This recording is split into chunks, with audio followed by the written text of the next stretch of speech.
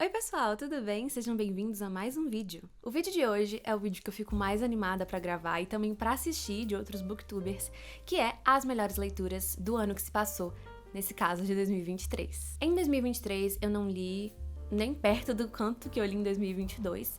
Em 2022 eu li um pouquinho mais de 70 livros e esse ano eu li 37, 38. Tem alguns que eu tô terminando, mas eu com certeza não vou terminar antes do ano acabar.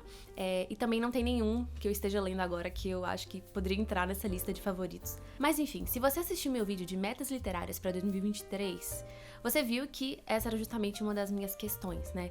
Eu não queria ficar tão focada em números como eu fiquei em 2022, terminando o livro só porque eu queria, né, ter uma lista longa ali no fim do ano, enfim.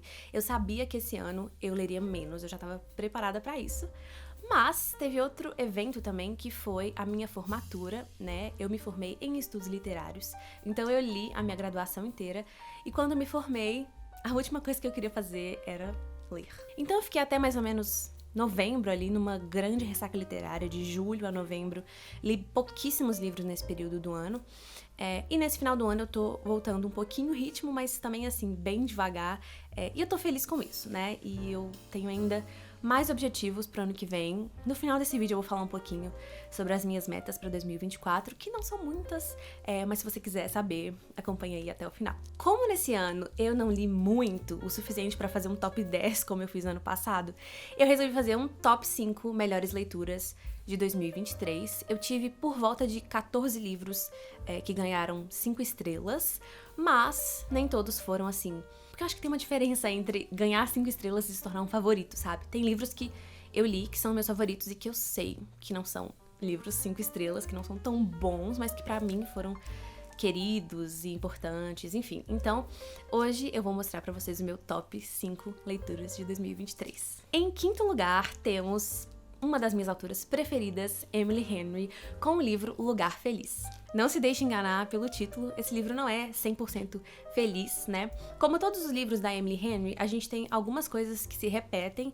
Nesse caso, o que sempre aparece é o cenário de praia. Então a gente tem um grupo grande de amigos que sempre viaja para uma casa de praia específica no fim do ano. E dois desses amigos, a Harriet e o Win, acabam ficando, se apaixonando ao longo dessas viagens e se casando também. E a gente começa ali o livro com mais uma dessas viagens, só que dessa vez a Harriet e o Win se separaram. Só que quando eles chegam na casa, né, eles veem que tá todo mundo muito contente, o clima tá legal, uma outra amiga acabou também de ficar noiva, enfim. Então eles não querem estragar o clima da viagem falando sobre a separação, e eles decidem então fingir que tá tudo bem, e consequentemente eles têm que dormir no mesmo quarto, ficar juntos o tempo todo, como se eles estivessem casados. E é claro, né, que nesse fingimento, né, nessa tentativa de esconder o que tá acontecendo com eles, eles acabam tendo que passar muito tempo juntos, acabam tendo que conversar muito sobre as questões que levaram à separação, enfim, e vão acabar resolvendo várias dessas coisas, e muitas outras coisas acontecem também em relação à própria casa onde eles estão ficando, em relação aos outros amigos. Então é um livro que ele tem muita coisa, muito além, sempre, né, Emily Henry, ela nunca é só sobre romance, nunca é só sobre, quero fazer uma cena picante, quero fazer isso, aquilo. Não, ela realmente desenvolve a história dos personagens, ela desenvolve sub-enredos que são tão interessantes quanto o romance principal, se não mais, às vezes. A escrita da Emily Henry é apaixonante, né? Ela te traz, assim, muito próximo, não só dos personagens, mas daquele ambiente ali. Ela descreve de uma forma muito linda a natureza que tá ali envolvida no livro. Falei de natureza e começou os passarinhos a piar. Como eu disse, nesse livro a Emily Henry vai tratar de coisas muito mais profundas e mais tristes também sobre os personagens, então eu acho que é um livro que trouxe mais complexidade do que os outros livros dela.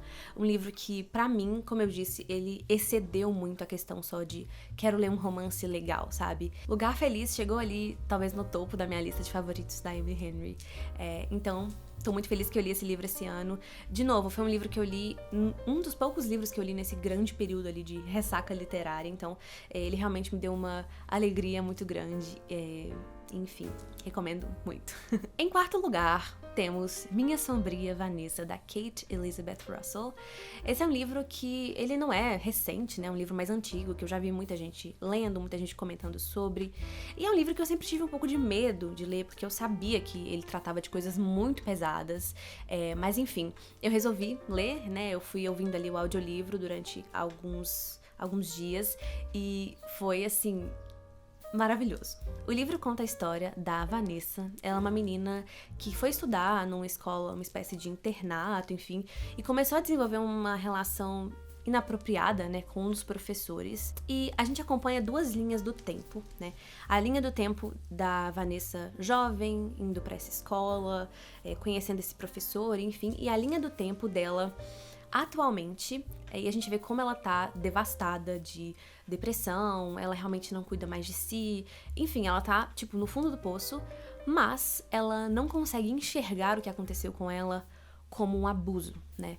Como ela tava ali encantada por esse professor, enfim, ela acaba achando que não foi um abuso coisa nenhuma, que foi algo consensual, que ela quis isso, aquilo, outro. Só que ela começa, né, a se conhecer mais, começa a fazer terapia, começa a lembrar das coisas, e a gente também vai vendo a forma como ele tratava ela, a forma como ele fazia ela achar mesmo que aquilo ali não era uma relação imprópria, sendo que ele era um professor e ela era uma aluna. E a gente vai vendo, né, pelo próprio título, Minha Sombria Vanessa, como a Vanessa sempre teve essas inclinações mais pra depressão, pra melancolia. E esse professor, ele achava que isso era uma coisa super poética e incrível sobre a Vanessa, então ele meio que, não sei, de alguma forma incentivou ela a continuar indo por esse caminho mais escuro, né, de pensamento e de vida. Enfim, a escrita dessa autora foi uma escrita, assim, que eu acho que foi o ponto alto pra mim, porque, de novo, né, o enredo, o assunto ali, ele não é um assunto leve, mas fiquem tranquilos que eu não achei que o livro, ele usou valor de choque, eu não achei que ele descreveu de uma forma explícita demais e nem dolorida demais no sentido gráfico mesmo da coisa. Eu acho que muitas coisas ficaram ali subentendidas e realmente o foco grande foi nas repercussões psicológicas que aquilo tudo ali teve na vida da Vanessa. Enfim, o final do livro ali, eu não vou contar, mas existe um momento em que ela vai entendendo que ela não tá sozinha nessa história, que ela vai tendo contato com outras meninas que passaram pela mesma coisa.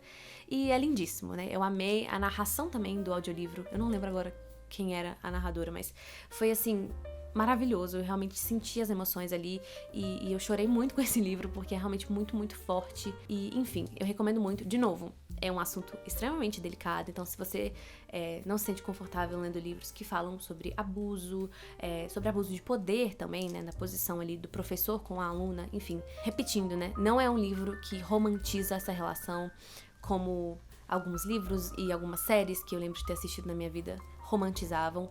É um livro super consciente de que aquilo ali tá sendo um abuso, de que aquilo ali tá sendo desconfortável, de que aquilo ali tá sendo um crime, de fato. Então, assim, a escrita maravilhosa e a sensibilidade, né, de lidar com esse assunto colocou esse livro aí no top 5 favoritos pra mim esse ano. Em terceiro lugar, temos um livro que eu terminei de ler semana passada, que é A Cantiga dos Pássaros e das Serpentes, da Suzanne Collins, um livro que vai trazer ali uma história anterior à que a gente já conhece dos Jogos Vorazes. Quando eu vi que esse livro tinha saído e eu li os comentários, li as resenhas, parecia que a grande maioria era negativa, então eu já fiquei com um pouco de preconceito, mas quando eu vi que ia sair o filme esse ano e eu vi o trailer, eu achei super interessante e acabei indo assistir o filme sem ter lido o livro antes, e eu amei a história. Realmente, assim, quando eu era mais nova eu amava, né, eu ainda amo, mas foi realmente muito nostálgico pra mim voltar pra esse universo de Jogos Vorazes e reler histórias sobre esse mundo,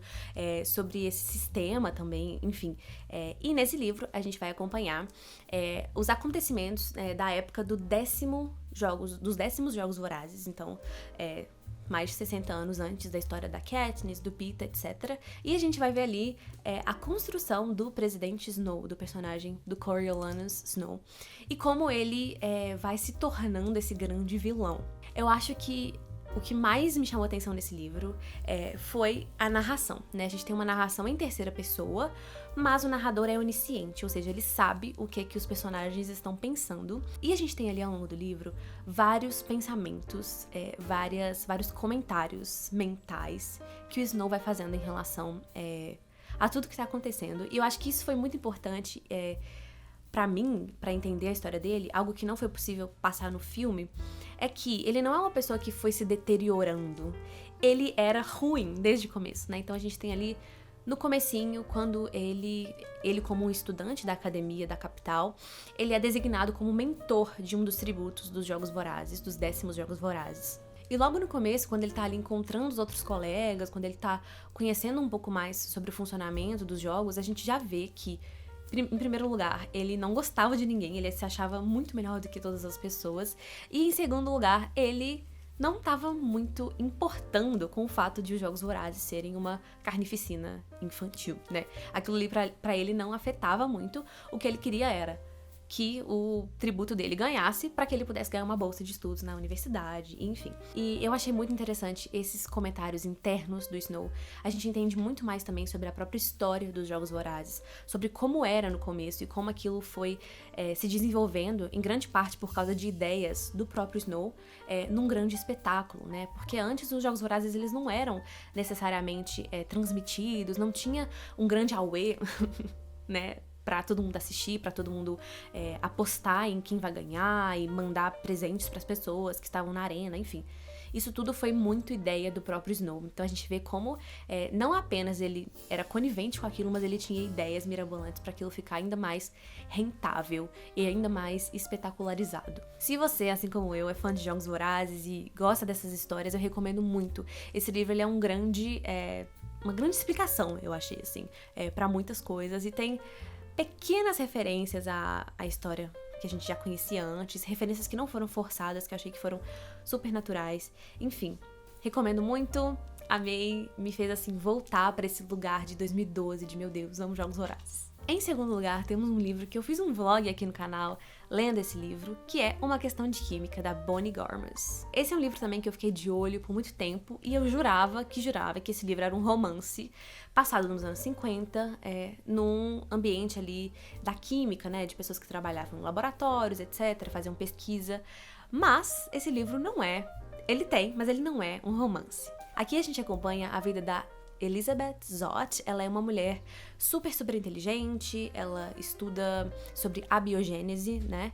E ela tá ali, né, bem no mundinho dela, ela não interage muito com as outras pessoas ali do laboratório onde ela trabalha. A gente vê, né, que ela tem que lidar com vários comentários e vários atos machistas, realmente, por ela estar ali num ambiente que é majoritariamente masculino.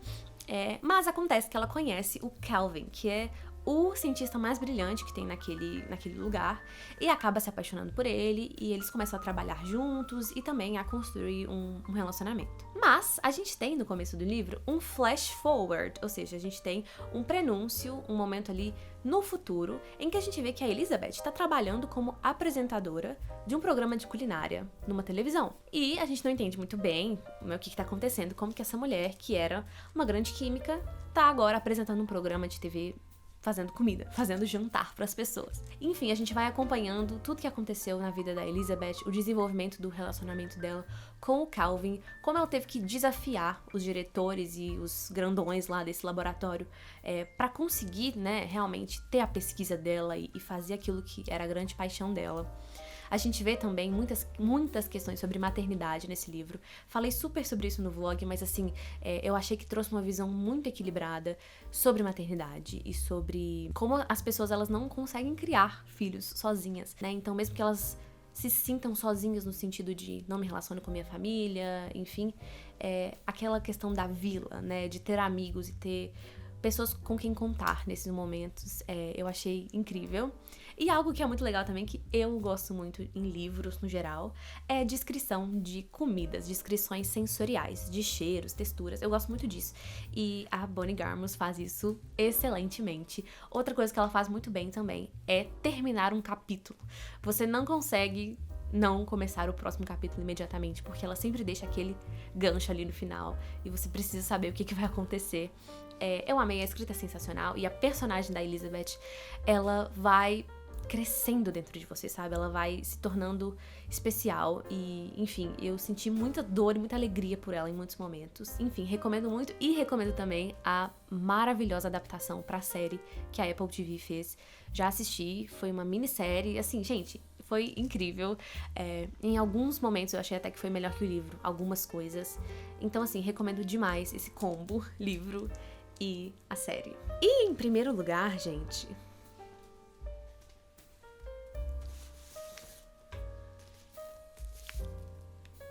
Sim, eu embrulhei o livro pra eu desembrulhar, mesmo que eu já saiba qual é. Eu achei que ia ser legal, assim, fazer um negócio diferente. Esse aqui foi o meu livro favorito de 2023. Quem assiste os vídeos provavelmente já sabe que livro é esse. Piranesi, da Susanna Clarke. Esse foi um livro que eu li no começo do ano, no vídeo Lendo os Livros Favoritos dos meus booktubers favoritos. E esse livro, pra ser sincera, eu não sei se eu sabia nem o que eu achava que o livro era. Pela capa, eu achava que era um negócio de mitologia, eu achava que o Piranesi era esse fauno, enfim, eu, assim, não tinha muitas informações sobre. E quando eu comecei a ler, eu fiquei extremamente surpresa e encantada com essa história. A história, ela é inteira contada por meio de diários, né? A gente vai vendo ali, realmente, registros do diário desse Piranesi, que é um homem de 30 e poucos anos, que, né, a gente vai entendendo gradualmente que ele mora numa grande casa. Ele mora numa casa que parece um palácio, que tem colunas, que tem estátuas de animais. E essa casa, ao mesmo tempo, a gente vai entendendo que ela é o mundo inteiro do Piranesi, que ele não conhece nada fora dessa casa, que o porão dessa casa é o oceano, que ele olha pelas janelas e tudo que ele consegue ver realmente ali fora é o céu e o mar. Ele não tem nada além dessa casa. E a gente vê também que tem só mais uma pessoa nessa casa, que é alguém que o Piranesi chama de o outro. O outro é um cara mais velho, inteligente, enfim, que se encontra com o Piranesi regularmente para ensinar para ele coisas sobre o universo, sobre o funcionamento daquela casa, enfim, meio que um tutor, um professor dele ali. Mas esse outro é uma pessoa muito misteriosa. E o que acontece é que o Piranesi, ele vai explorando a casa e ele acaba achando vários ossos que ele vai juntando e ele vai montando ali pequenos cadáveres de seres humanos. E ele meio que monta um pequeno cemitério para essas pessoas, enfim, é uma coisa bem confusa no começo e você só quer continuar porque o Piranesi é o personagem mais carismático e mais encantador que eu já li na minha vida, né? Mesmo um livro que você não tá entendendo nada do que tá acontecendo, você não consegue parar de ler porque você quer ouvir mais da voz do Piranesi, você quer ouvir mais o jeito como ele enxerga as coisas, a beleza que ele vê na casa. E diferente do outro, né? O outro, ele quer estudar e descobrir o grande segredo do universo para ele poder comandar a casa e para ele poder subjugar as espécies mais fracas. E o Piranesi não. Ele entende que a casa é uma grande mãe e que ele precisa simplesmente desfrutar de tudo de bom que a casa oferece pra ele, contemplar toda a beleza que a casa tem. E enfim, a gente vai vendo, né, ao longo do desenvolvimento do livro, outras pessoas, outros personagens que vão surgindo e como o Piranesi vai lentamente descobrindo que casa é essa, onde é que ele tá, o que tá acontecendo, né? Então, como o livro é contado dessa perspectiva, unicamente do protagonista no seu diário, a gente também não sabe de nada até o momento que a gente vai descobrindo junto com ele. Então, é como se fosse uma jornada junto com esse personagem que é extremamente carismático e extremamente doce e puro nas suas intenções e nos seus pensamentos. Então, assim, esse livro, ele trouxe um grande refresco pra mim. Quando ele terminou, eu fiquei vazia, porque eu queria saber mais sobre esse personagem, eu queria continuar acompanhando os diários dele pra sempre. É uma escrita extremamente gostosa, extremamente reflexiva, se a gente for pensar no mundo, né, como essa casa, como na natureza, como essa casa que nos dá tantas coisas de graça e a gente muitas vezes não desfruta dessas coisas. Enfim, foi um livro que trouxe reflexões pra mim, mas que principalmente me fez apaixonar completamente por um personagem e, enfim, esse livro, ele, desde o começo, desde que eu terminei, eu sabia que eu teria que ler um livro muito melhor, assim, mas muito melhor mesmo, pra ele não ser o meu favorito do ano.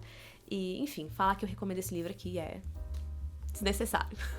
Bom, gente, espero muito que vocês tenham gostado dessa lista dos meus favoritos. Apesar de não ter sido um ano de muitas leituras, foi um ano de leituras boas pra mim, leituras agradáveis, e um ano que eu pude descansar e me preparar pro ano de 2024, que é um ano que eu espero ler muitas coisas boas também. Meus objetivos, né, eu não tenho uma grande lista de objetivos, mas algo que eu quero muito fazer e algo que vai também, de certa forma, afetar os vídeos do canal, é que eu quero focar em ler clássicos, né? Não porque eu acho que clássicos são melhores do que literatura contemporânea, enfim, mas porque são livros que eu tenho ainda um pouco de medo. São livros que eu tenho ainda um pouco de medo de não entender, enfim. E o que eu quero fazer ano que vem é ler clássicos. Claro que não vai ser vários por mês, porque são livros que exigem um pouco mais de tempo. Quero ler clássicos e fazer vídeos sobre eles aqui no canal, justamente pra gente conversar junto sobre, né? Então, algo que eu pretendo fazer é meio que um clube de leitura, não exatamente, mas ali no começo do mês, quando eu decidi, eu vou avisar pra vocês na comunidade o livro que eu vou ler, e quem se sentir à vontade, quem quiser ler também, né, pra no final do mês eu fazer um vídeo comentando sobre e a gente conversar nos comentários, porque realmente, clássicos eu acho que são livros que eles precisam de uma conversa, a gente precisa às vezes se juntar e coletivamente tentar entender e conversar sobre. Enfim, minha grande paixão na vida é literatura. Na minha graduação eu aprendi a amar muito literatura clássica, então é algo que também eu acho que vai me ajudar como futura profissional, talvez futura professora, realmente conversar mais sobre isso e tentar passar um pouco pra vocês também. Enfim, pessoal, espero muito que vocês tenham gostado desse vídeo. Me contem aqui nos comentários quais foram os livros favoritos de vocês desse ano e também quais são suas metas pra 2024, o que vocês querem ler no ano que vem. Um grande beijo, tenham um excelente ano novo e vejo vocês ano que vem.